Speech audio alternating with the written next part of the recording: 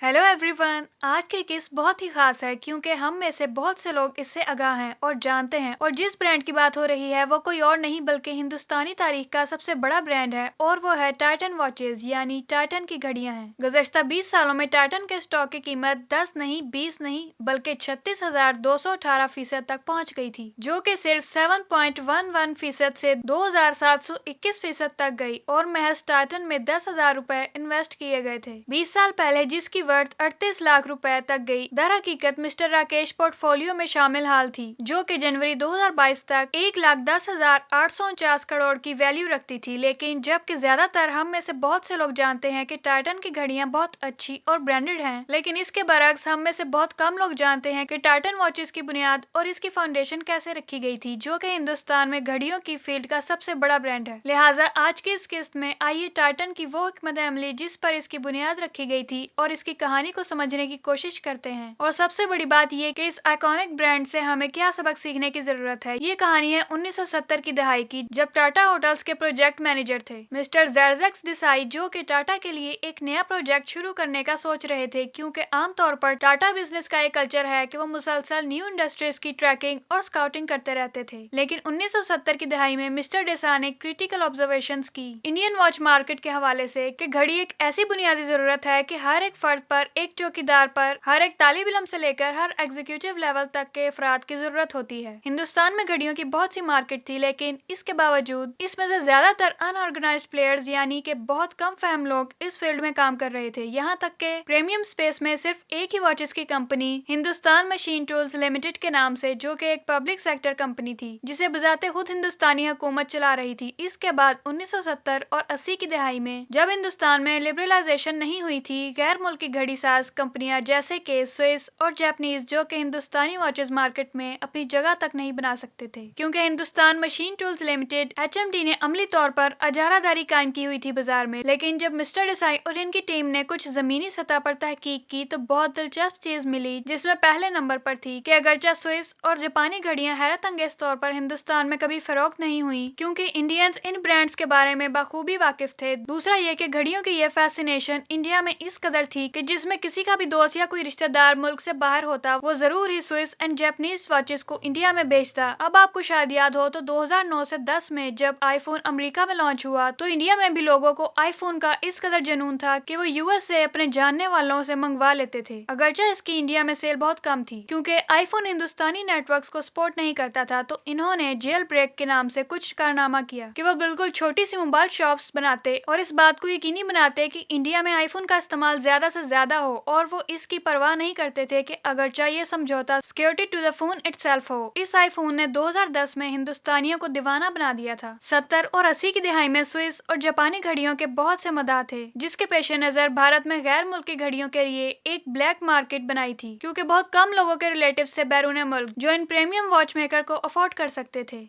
भारत में 1.5 मिलियन घड़ियों की पैदावार के साथ 1 मिलियन वॉचेस सिर्फ और सिर्फ HMD प्रोड्यूस कर रहा था, जिसमें से बाकी के 0.5 मिलियन वॉचेस दूसरी कंपनियां बना रही थीं, क्योंकि इंडिया में घड़ियों की डिमांड इतनी थी कि HMT खुद इस पर पूरा नहीं उतर पा रही थी और इसके नतीजे में शायकीन को तवील इंतजार करना पड़ा सिर्फ एक घड़ी खरीदने के लिए। और ये वो मौका था कि जब मिस्टर देसाई और इनकी टीम को महसूस हुआ कि हिंदुस्तान की घड़ियों की मार्केट सोने की कान है, तो आखिरकार इन्होंने फैसला किया एक वॉच कंपनी शुरू करने का, क्योंकि इनका ख्याल था कि हिंदुस्तान में इस अनटैप्ड डिमांड को सिर्फ और सिर्फ ये ही पूरा कर सकती थी। लेकिन वहाँ पर एक मामूली सा मसला दरपेश हुआ कि चूंकि इंडिया इन दिनों एक सोशलिस्टिक कंट्री था, लिहाजा वहाँ सिर्फ और सिर्फ छोटे पैमाने पर ही वॉच मैन्युफैक्चरर्स कंपनियां या फिर पब्लिक सेक्टर कंपनियां ही काम कर रही थी, कि वहाँ पर बड़ी प्राइवेट कंपनियों के लिए गुंजाइश नहीं थी, जैसा कि टाटाज, जो कि इंडियन इंडस्ट्रियल फील्ड में एक गैर मामूली नाम है। इसलिए टाटाज ने तमिलनाडु इंडस्ट्रियल डेवलपमेंट कॉरपोरेशन को अप्रोच किया, यहाँ तक कि वो फ्रेंच वॉच मैन्युफैक्चरिंग के लिए एक इंडियन पार्टनर की तलाश में थे। लेकिन तवक्का और उम्मीद के मुताबिक गवर्नमेंट ऑफ इंडिया ने इनका प्रपोजल रिजेक्ट कर दिया, जिसके बाद वो स्नीकी स्ट्रेटेजी के साथ सामने आए कि जिसमें इन्होंने एक प्राइवेट कंपनी क्वेस्टर इन्वेस्टमेंट्स के नाम से सेटअप की, ताकि हुकूमत की तवज्जो को मरकूज न कर सके। और कंपनी प्रोजेक्ट का नाम दो ऑर्गेनाइजेशंस को मिलाकर रखा गया, जो कि टाटा इंडस्ट्रीज और तमिलनाडु थी, और इन दोनों से एक मुश्तरका नाम निकाल कर रखा गया था, जो कि था टाइटन। और हुकूमत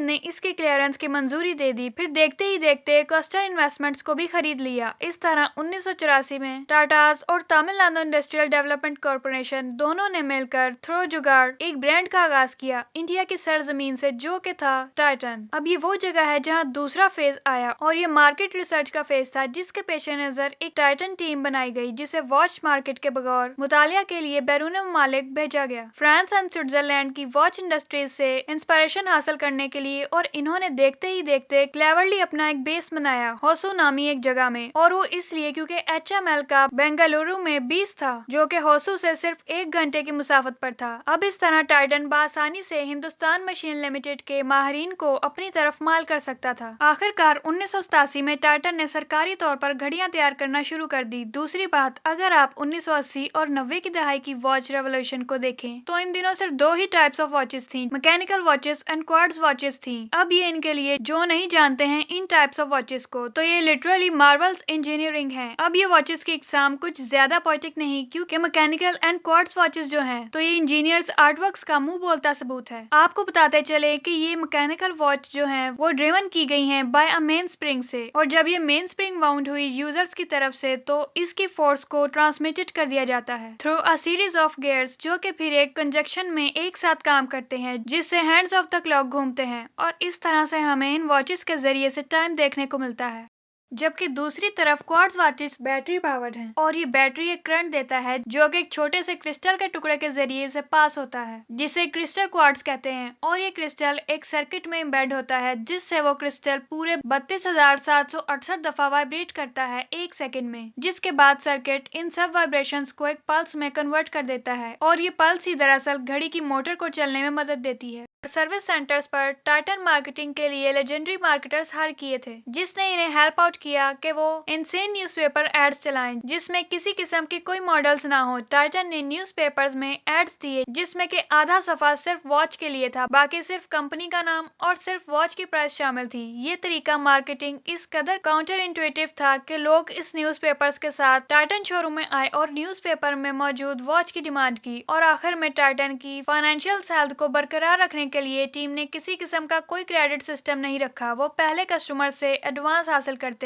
और फिर इस वॉच की सप्लाई करते, जिसने टाइटन की फाइनेंशियल सक्सेस को भी परवान चढ़ाया। इस तरह टाइटन की बैलेंस शीट इस कदर हेल्दी थी कि इन्होंने पहले ही हिट में 19 करोड़ रुपए का प्रॉफिट बनाया और 3.44 लाख क्वार्ट्ज वॉचेस पूरे साल में फरोख्त की। और इस तरह से इस कंपनी ने इंडिया में पूरे 55% मार्केटिंग शेयर बरकरार रखा, जिसके बाद इस कंपनी ने सिर्फ और सिर्फ तरक्की की राह ही देखी, जिसके बाद वो इस काबिल हुए कि अपनी एक ब्रांड आइडेंटिटी को मुतारिफ करवा सकें। तो इस तरह से टाइटन ब्रांड की बुनियाद रखी गई और इस एक वॉच ब्रांड ने अगले 20 सालों में इनक्रेडिबल ब्रांड्स बनाए, जिसमें के तानिश फास्ट ट्रैक सोनाटा और टाइटन आई प्लस, और आज ये सब के सब ब्रांड्स अपनी अपनी फील्ड्स में लीडिंग पोजीशन पर हैं। और अब हम आते हैं आज के इस एपिसोड के अहम पॉइंट पे, जो कि है इस बिजनेस से हमें क्या सीखने को मिलता है। इस बिजनेस से हमें ये सीखने को मिलता है कि लोग अक्सर बिजनेस में आने वाली रुकावटों को असल में एक रुकावट समझ लेते हैं। अब बिजनेस में कमोपेश हर किसी को ऑब्स्टेकल का सामना होता है, लेकिन जो इनसे लड़ने का फैसला करते हैं जीत उन्हीं की होती है, ना कि उनकी जो श्रग देयर शोल्डर्स हों। अब इस केस में टाटाज ने सालों कोशिश की कि इन्हें गवर्नमेंट से अप्रूवल मिल जाए, लेकिन जब इन्हें कोई आसार नजर नहीं आए तो इन्होंने एक जुगाड़ू वे लिया क्वेस्टर इन्वेस्टमेंट्स की मदद से, और बिजनेस में इन हुए, और इसको 1 नहीं 2 नहीं बल्कि 10 साल लग गए। दूसरा, ये मार्केट में मौजूद प्लेयर की डोमिनेंस को कम किया जाए, जैसा कि इस केस में HMTL के साथ किया गया। और अब appeal Titan and switch watches की डोमिनेंस को खत्म कर रहा है मार्केट में सॉफ्टवेयर बेस्ड वॉचेस बनाकर। अब देखना ये है कि कैसे टाइटन इस चैलेंज को टैकल करता है। अब तक के लिए इतना ही। मजीद इस तरह की केस स्टडीज के लिए हमारे चैनल को सब्सक्राइब करें। शुक्रिया। खुदा हाफिज।